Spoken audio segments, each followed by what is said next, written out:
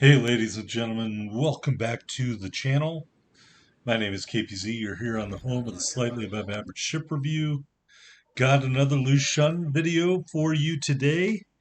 As you can see, we're top tier on estuary in a capture the base match. I am doing a gunboat build for this video for you people who love gunboat builds. Personally, I don't think the damage potential is there in a gunboat build, and we'll talk about why. Also, I think that some of the top tier gunboats are going to be able to out DPM you because of your low HE damage. But that being said, base values, this is number 5 in terms of HE damage. I also have to pay attention to the accuracy.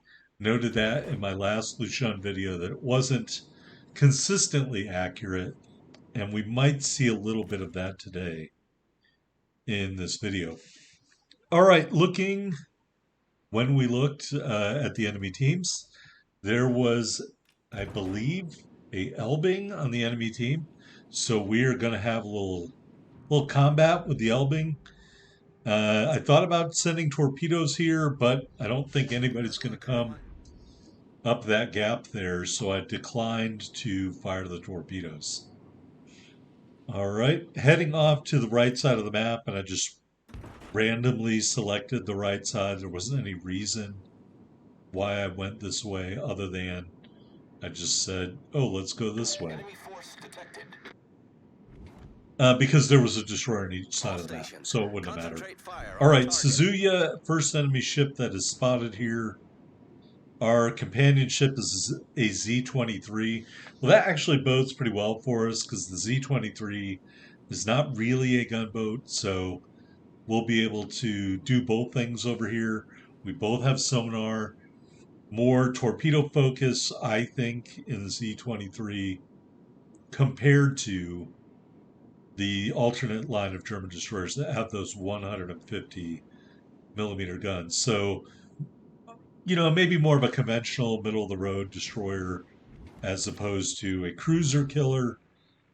And that Suzuki is behind a rock anyway, so we're not really going to get a chance to engage him. All right, torpedoes are in the water from an enemy destroyer. We spotted them off our starboard bow. We're going to send one set of torpedoes towards the last known location of Suzuya. There's also a Richelieu over there. So in a minute here, we're going to send a second set of torpedoes towards Richelieu. There is the enemy destroyer. It is an Elbing. And we're passing by some more torpedoes here. Just be advised, the Lushun has a really terrible rudder shift. I'm about to show you why this ship can do a lot of damage. We've switched to armor piercing. It is going to arm against the body of the Elbing, and you can see no problem doing damage. AP shells do about 2,000 max damage per shell, as opposed to just 1,300 for the HE. Maneuvering our point of aim to the rear of the ship, no problem removing the Elbing from the equation. His torpedoes are in the water, and we can see them all, and I forgot what message I was trying to send there. More like a thanks rather than good job or whatever. Easily dodged the Elbing's flailing last gasp torpedoes. Although I do believe there is another destroyer over here, so I'm definitely bearing that in mind. Again, really ponderous rudder shift on this ship. And so not that I would advise swapping out Concealment System Mod 1 for Steering Gears 2.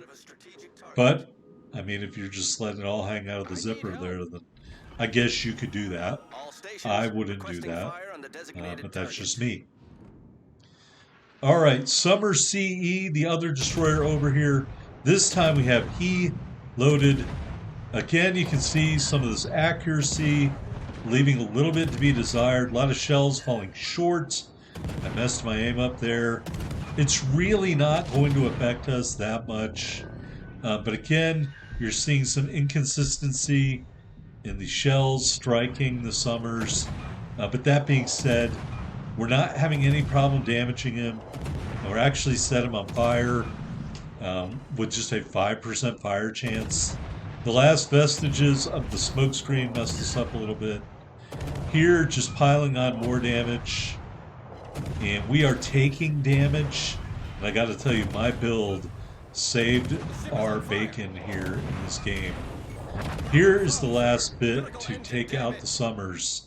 591 hit points left. Yowza. Alright, mains out there. We'll send one salvo of torps towards the main, and then we will turn away.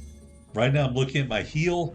Got a minute and 30 before my heal comes back, and I am loath to engage with anyone other than by torpedoes. Second salvo out towards the main. Yes, his plane is in the water. I am hoping that the stealthiness of these torpedoes helps out. You do have a much lengthier torpedo reload. I believe it is 125 seconds with this build because we are using main battery mod 3 in our fourth mod slot instead of the torpedo launcher mod. Couple of torpedo strikes there on the main. We are dead in the water, just watching our second salvo going in. The main, I guess, is trying to back up. By backing up, I think he's going to back into an extra torpedo. So I'm very thankful for that. Watching here in the bino view, 1, 2, we didn't need the third torpedo after all. So that is kill number 2. We're at 97,000 damage. All right, and again, we don't have a lot of health left. There aren't a lot of red team ships left because the blue team, quite frankly, spanked their fanny. We're going to move into the middle. Seeing that smoke screen off of my bow, I'm going to indicate the enemy ship, which I believe is a Lushun, is in that smoke screen. I'm trying to get the cruiser to back me up a little bit. Cruiser actually had a really good game, so I'm not going to say he should have done this or that. I just didn't feel he was directly supporting me. But again, he has a pretty good match for himself, so it is not a criticism, just that I would have liked more immediate support. All right, there's the Lushun because I don't have a lot of hit points. We did heal back up about 5,500 hit points, or yeah, 5,500. But I don't feel comfortable engaging him because I know I'm going to get killed because he is full health essentially. So we're just lighting him up. We're keeping him spotted, looking for torpedoes. He is retreating back towards the Richelieu, and he gets out of our spotting range. So we're just going to launch torpedoes into the gap against Richelieu.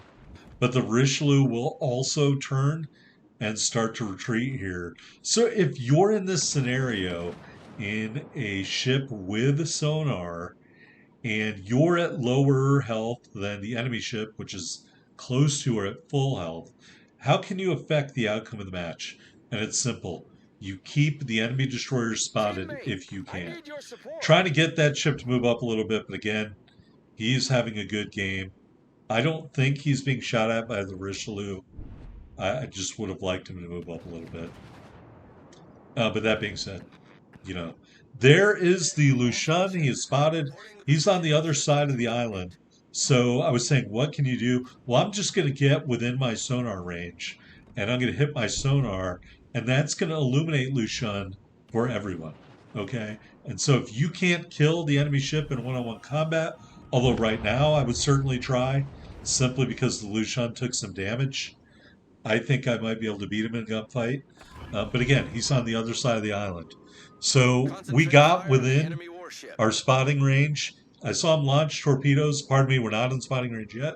But I saw him launch torpedoes, so I hit my sonar to let everybody get the benefit of it.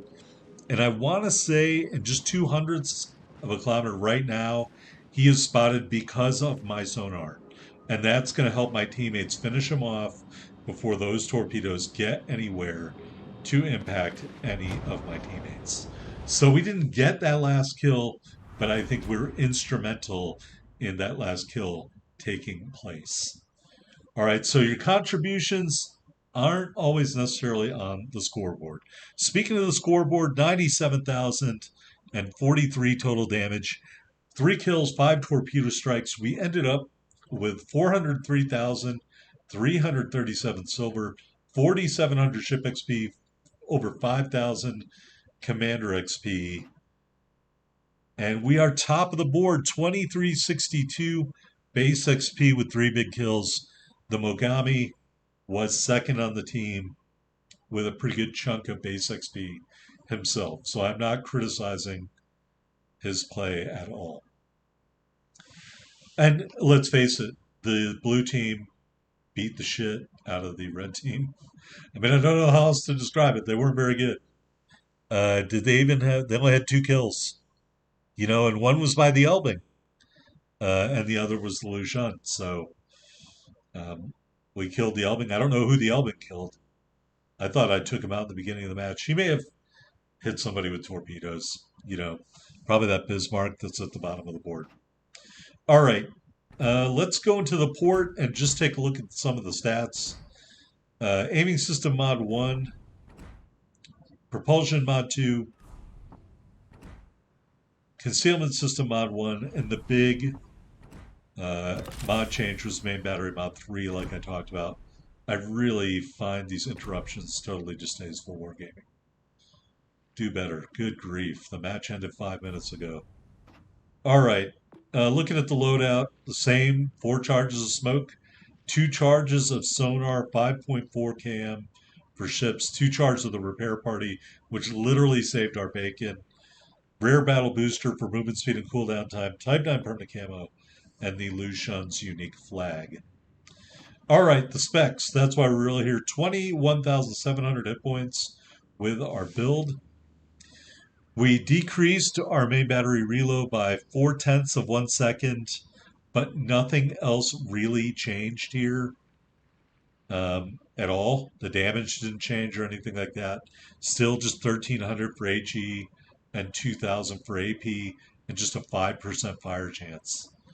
So I'm dubious as to this did anything. Here's where we take a big hit. Our reload went from around 91 seconds to 125 seconds. Our torpedo damage dropped down because of my build to 16,140. Same range. I think they're faster by 6 knots. The detectability decreased by 100 meters. So that torpedo reaction time became a little bit less. Very slow, 37.1 knots with the speed boost flag. 700 meter turning circle, 5.1 second rudder shift time. That's like a cruiser level of rudder shift, in my opinion. Concealment, 5.3 on the surface, 2.9 from the air, 2.6 when firing in smoke. But it's that longer torpedo reload that does less damage that makes us have a lower damage ceiling. Here's our commander, the gunboat commander, Sajen Bing. I really want to give a shout out for my inspiration of William Sims. That probably kept us from dying against the Summers. Observant Rage, Look at Me Now, Perceptive, and the unique skill Knuckle Duster. And that's where we got the concealment from, but that's also where we lost a little bit of that torpedo damage. So whether you use this build or not is up to you. I think the torpedo build has much more potential for damage. Love to hear your comments below, and I will see you on the next video. Thanks for watching, everybody. See you next time.